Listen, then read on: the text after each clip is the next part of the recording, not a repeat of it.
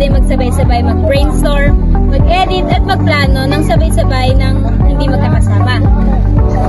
Yan ang pag-uusapan natin ngayon, ang Miro. Ano nga ba ang Miro? Ang Miro ay isang online visual collaboration platform or digital whiteboard.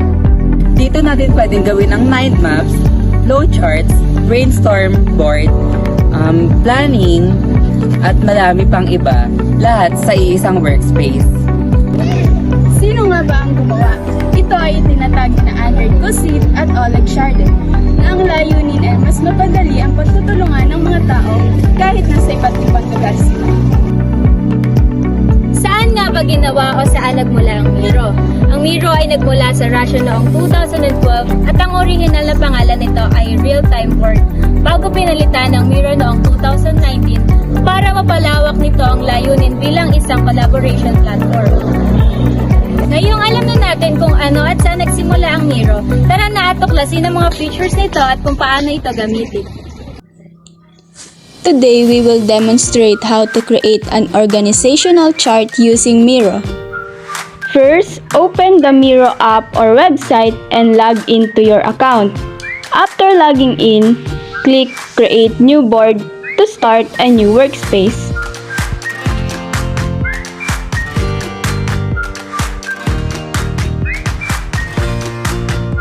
Add shapes. Sa left toolbar, click Shapes. Pumili ng rectangle, then i-drag ito sa board. Ito ang magiging box para sa bawat position sa organizational chart. Add text. Double-click the shape or click text to type the position. For example, type Front Office Management sa pinakaunang box.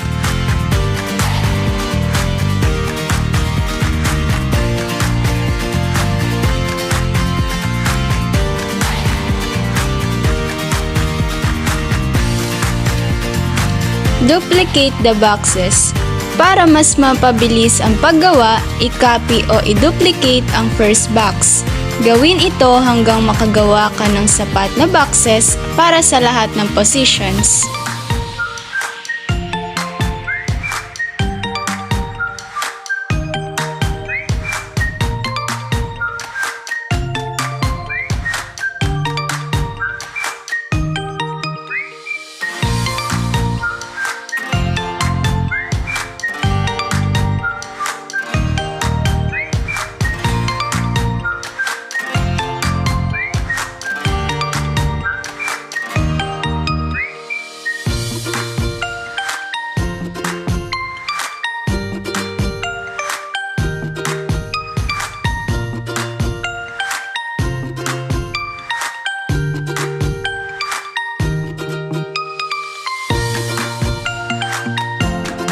And that's how to create an organizational chart in Miro. Sunod naman ay ang sticky notes. Isa ito sa pinakaginagamit na feature ng Miro. Lalo na sa brainstorming, dito tayo maaaring magsulat ng mga idea, reminders o mahalagang impormasyon. Una, pipili tayo ng yellow na sticky notes para sa mga services ng hotel. Ilalagay natin ang front office, housekeeping, food and beverage, concierge, guest services.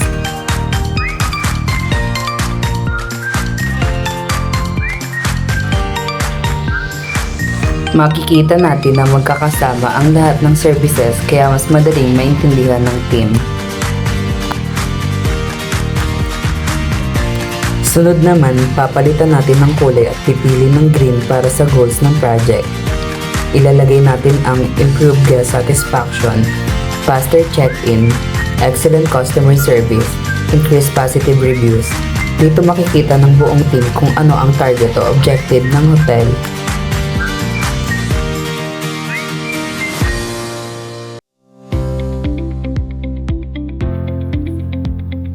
Next, gagamit tayo ng blue sticky notes para sa facilities. Ilalagay natin ng hotel rooms, restaurant, swimming pool, gym, function hall. Mas nagiging organized ang impormasyon dahil nakahiwalay ang facilities sa ibang categories. Ngayon naman, pipili tayo ng pink sticky notes para sa mga problems o challenges. ilalagay natin ang low waiting time, customer complaints, room maintenance, staff scheduling. Sa ganitong paraan, madaling makita kung ano ang mga issue na kailangan bigyan ng pansin. Purple. At panghuli, gagamit tayo ng purple sticky notes para sa mga possible solutions. Ilalagay natin ng online reservation system, staff maintaining, regular room inspection, guest feedback survey.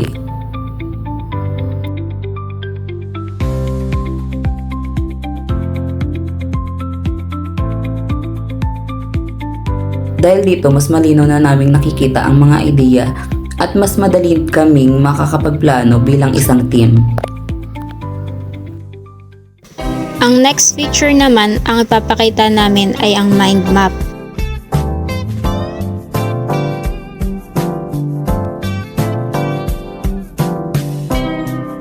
Sa kaliwang part, i-click natin yung more tools or hanapin natin yung mind map tapos maglagay tayo ng canvas. Sa gitna ng mind map, maglalagay tayo ng main topic. For example is yung hospitality management. Next is gagawa tayo ng branch. And for example ng branch is yung front office. Under nito yung check-in, check-out, reservations, and guest assistance. Next naman yung housekeeping. Under naman ito yung room cleaning, laundry, and maintenance report. And then food and beverage.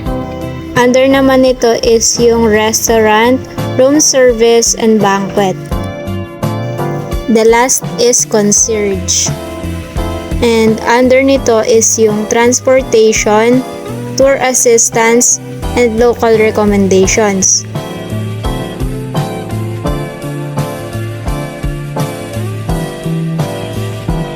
And that's the mind map features ng Miro. Dahil sa feature na to, mas organized and mas madaling maintindihan yung hospitality managed plan na ginawa natin. So, yun lang ba yung Miro? Hindi lang yan, para siyang tropang laging present sa group project. Hindi nagsasabing ikaw nang bahala, hindi rin ang go-goes. At higit sa lahat, hindi lang sin ang ambag. May pinapatamaan ba tayo? Wala! Anyway, Miro is not just a digital whiteboard. It's a collaboration tool that helps teams brainstorm, organize ideas, and work together. So, kung gusto nyo ng less stress at organize ang group work, alam nyo na yung gagamitin nyo. That's it for our presentation. Thank you for watching and we hope you learned something about Miro. See you sa next vlog!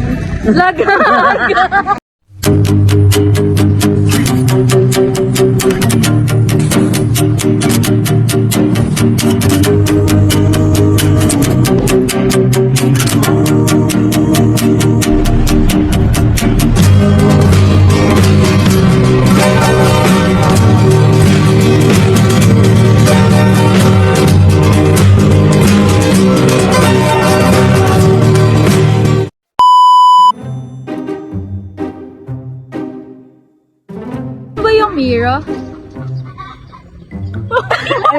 Tayo pa rin doon dalawa? So, ayan lang po ang Miro. Hindi lang yan, para siyang tropa na lagi. Nagbukakat ka na. So, ano nga ba ang Miro? Mind maps. Flowchart. Ano ba? Pero, kung... Wait lang. Tris! Alam niyo ba kung anong pinakain ng mga nag-group projects? Ano?